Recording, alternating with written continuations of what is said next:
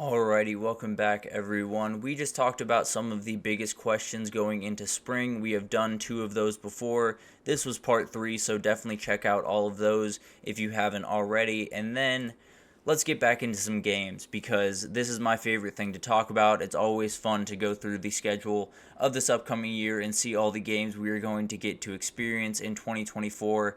And we're to week 5 and 6, and there are some absolute doozies in this group, so very, very excited. This is the part of the year where Heisman candidates start to emerge, some surprise teams start to pop up, and the season really, really starts to take shape, so you gotta love this time of year, and let's jump right in. We have tons of people to watch, we have tons of games to watch, and let's start in week 5, and let's start with the ACC. Virginia Tech at Miami. That is a Friday game, so you get a fun little standalone game, and kind of an underrated QB battle here. We've talked about Cam Ward a ton on this show, but Kyron Drones is someone that we have not talked about nearly enough. He is someone that kind of made a name for himself last year, burst onto the scene a little bit, but definitely has ton more to prove and could be a person that makes a huge difference in the ACC race.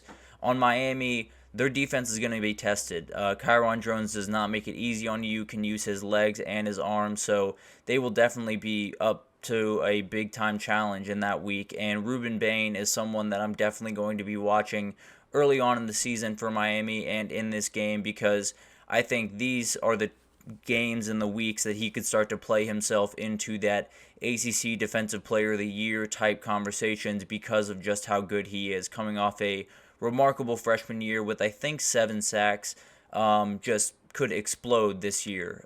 Would be just an incredible thing for Miami and would help them just tremendously as they go into this 2024 campaign. If Miami does win this game, I think these are the group of games, the Virginia Techs, the Georgia Techs, the teams that they should beat hypothetically, but once you get on the field, all of that needs to be decided, and if they can win those games, they are a team that could absolutely challenge for the ACC with just a couple of wins and a couple of really key games for them. Let's move right on to A&M versus Arkansas. This is a game we saw a year ago, A&M getting the 34-22 win in Jerry World, and that's where this one will be as well. I think Connor Wegman is the guy to watch in this game. He is someone that has a lot riding on his shoulders this upcoming year, coming off a year with some injury trouble, some different things that popped up throughout the year, but he is very talented. He can definitely pull off a number of really, really incredible things, and he has a chance to make a name for himself very, very quickly. They play Notre Dame in the first week. They play Florida in, I think, week 3, if I'm not mistaken, and then they have this game in week 5. So he could absolutely burst onto the scene and possibly be even a Heisman dark horse if he could, play well in those games and kind of put his name on the map, as it were. Let's continue down the road here. Louisville at Notre Dame. Notre Dame does have Texas A&M to start the season, as we just talked about. If they lose that game, this game becomes massive. Louisville is breaking in a new quarterback in Tyler Shuck, the transfer from Texas Tech, and he's going to be tested in this game because Notre Dame defenses under Marcus Freeman, they're going to be good. There's no two ways about that. So he's going to be tested in this game. This is a game that Louisville is going to have to really, really lock in for, and if they can win this, then we could be seeing a repeat of the 2023 season where they made quite the run at the ACC title. And then Riley Leonard, obviously going up against a Louisville defense that is not going to give him a lot, so this will be an interesting first couple of tests for him against A&M and then against Louisville.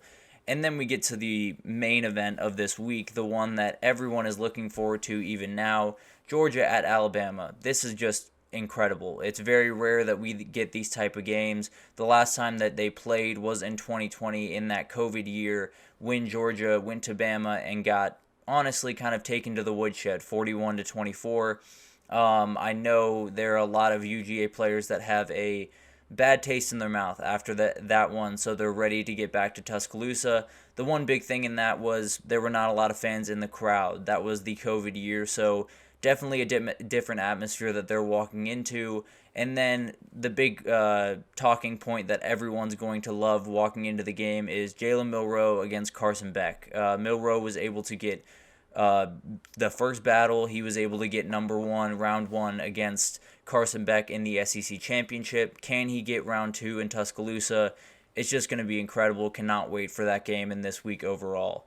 And then we'll jump into Kentucky at Ole Miss. This is kind of an underrated matchup. I think at face value, a lot of you would go, Ole Miss is going to win this game and keep it moving, but Ole Miss should walk into this game undefeated. They don't play a ton of big-time challenges before this game. Kentucky does have UGA before this, so I expect one loss on the board before they get into this game, but still a lot riding on this game. Two teams that really want to be in the conversation for the SEC, maybe one of those at-large bids, maybe even find their way to Atlanta. I know a lot of people are picking Ole Miss to do that, so this would be a game from both point of views that would be absolutely huge to pick up. Kentucky, especially with that game at UGA prior. If they somehow win it, then this game becomes even bigger and a absolute possibly even game day over Georgia, Alabama, although that'd be really, really tough to beat. But then Brock Vandagriff gets absolutely thrown into the fire to start his career as a Kentucky Wildcat. Trips to Athens and Oxford are not ideal, to say the least. And then to finish it out here, we have Oklahoma at Auburn. This is Oklahoma's first away game as an SEC team, and Jackson Arnold is another guy that is getting thrown into the fire. He plays a couple of really, really tough games. They have Tennessee coming to Norman. They also have Tulane coming to Norman, which is an underrated possible upset alert for the Sooners there.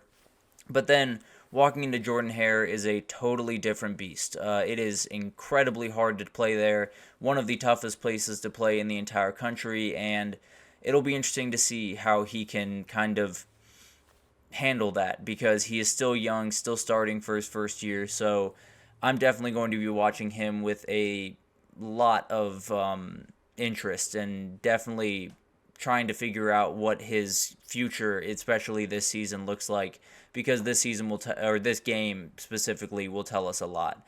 And then Auburn's kind of in a little precarious situation. They no one really knows what to expect from Auburn this upcoming year. There's still a lot of stuff up in the air, but if they could steal with this one, there is a lot of momentum, and they're going into a matchup the following week, as you can see, against Georgia that we'll get to. So momentum could be a huge part of this. And then a couple other games this week. Florida State at SMU is an interesting one. First ACC game for SMU, and Florida State heading to Dallas for a conference game has got to be a little bit of a weird feeling.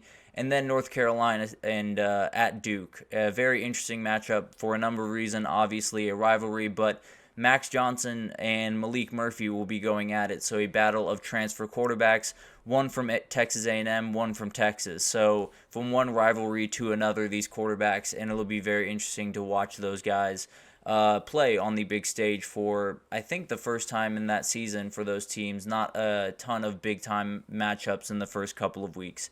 And then in week 6, this is a very interesting week, and it starts with a national championship rematch. Michigan heads to Washington to play out west for the first time in their new Big Ten digs.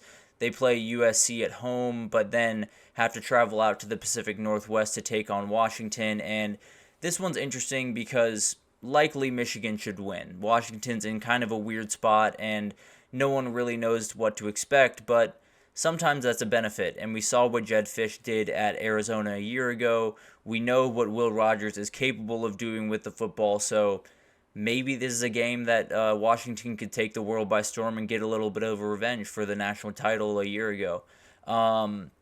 Another game in the Big Ten this upcoming year, Iowa at Ohio State. And this game really is just, does Iowa have an offense now? Is the main question that I have going into this game. Tim Lester, the new OC, has a ton of experience calling plays. I believe 12 years of being an offensive coordinator. So you're bringing in a guy that knows what he's doing at the very least. But it's been a long time since Iowa's had a really potent offense, and so we'll see what happens there. If they can put it together, then maybe this game is a little bit more marquee than we're expecting right now.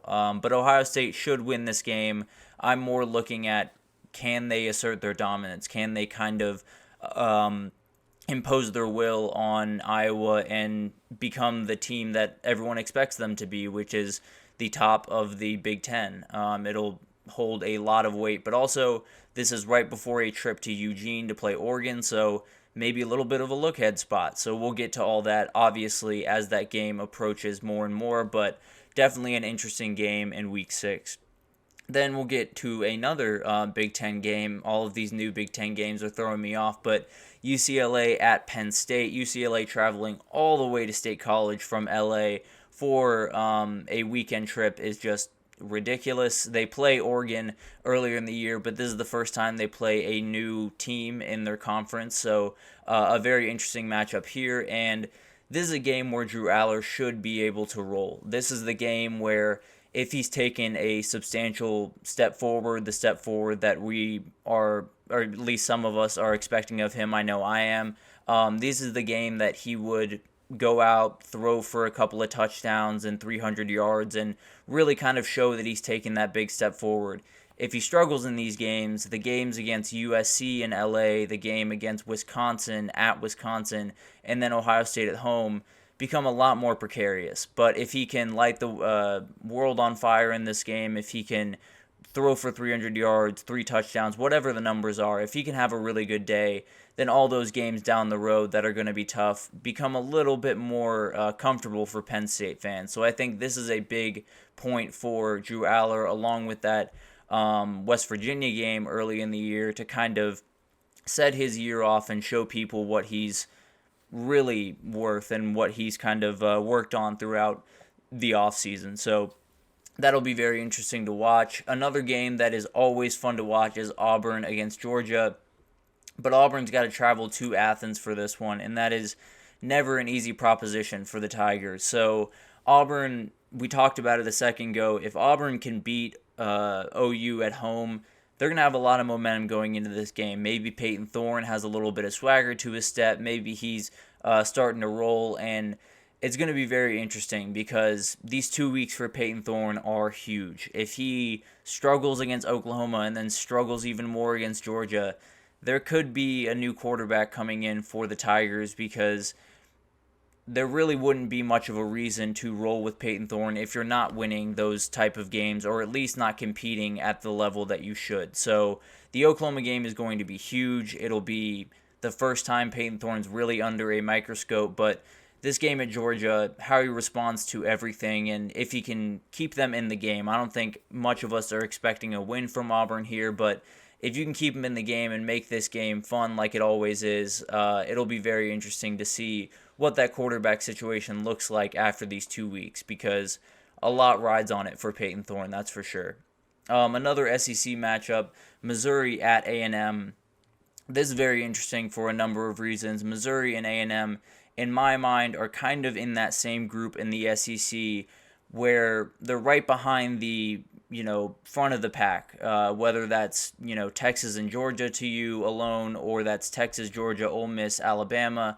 And then there's a group of teams, Tennessee, Missouri, A&M, Kentucky, that all could make noise. Let's call them the lurkers. The teams right behind the big boys that could absolutely make some noise. And I think this game will be huge. And then Brady Cook against A&M and the 12th man. We know how crazy that atmosphere can get.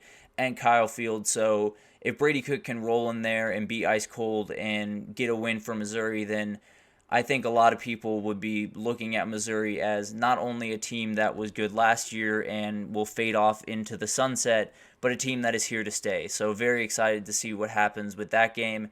And then what might be the main event of this week, Clemson at Florida State. This is the game for the ACC. Pretty much cut and dry. This is the two teams that everyone thinks is going to be setting the pace, who I think is going to be setting the pace in the ACC, and this might be the game that decides who is the 1 seed or the 2 seed going into that game. It might just decide who gets into the game with not everyone playing each other. It gets a little bit more sketchy if you lose this game. Obviously, Florida State was able to walk into Clemson and get an overtime win last year, thanks to some ridiculous plays from Keon Coleman down the stretch of that one. But Florida State, they could assert their dominance over the ACC with another win over Clemson. Clemson could get back up to the top with a win over Florida State. So this one is going to be must-see television. I'm sure it will be under the lights in Doak Campbell, and I just cannot wait for that one. Another couple of very interesting ones is Miami heading to Cal. Not the most interesting game at face value, but maybe the longest trip anyone has ever made for a conference game. Absolutely insane that they're doing this. But it's the new reality we live in. And then Texas Tech at Arizona is a game that I think Arizona likely is a notch above Texas Tech, but Texas Tech is a very dangerous team, and if they were able to win this game, I think they would put themselves right into the thick of the things in the Big 12. So tons of really good games is basically the way to put this. This is the time of year where every game feels like life and death. Every game feels so important, and you really get to see who fits where, who is head and shoulders above everyone, who is in the different tiers in college football, and where everyone falls. So I cannot wait for the season. Every time I get to see the schedule and get to imagine the games that we get to watch, I get all excited inside. So it's always fun to talk about these games. But for the time being, we are going to take our last break of the show, and when we come back, we're going to do another Spotlight Wednesday, and today it is about the Utah Utes. They are moving over to the Big 12, obviously a big talking point, but the biggest talking point is obviously something that we'll get into after the break. There is a big thing that their season essentially all rides on, so stick with us, and we will be right back.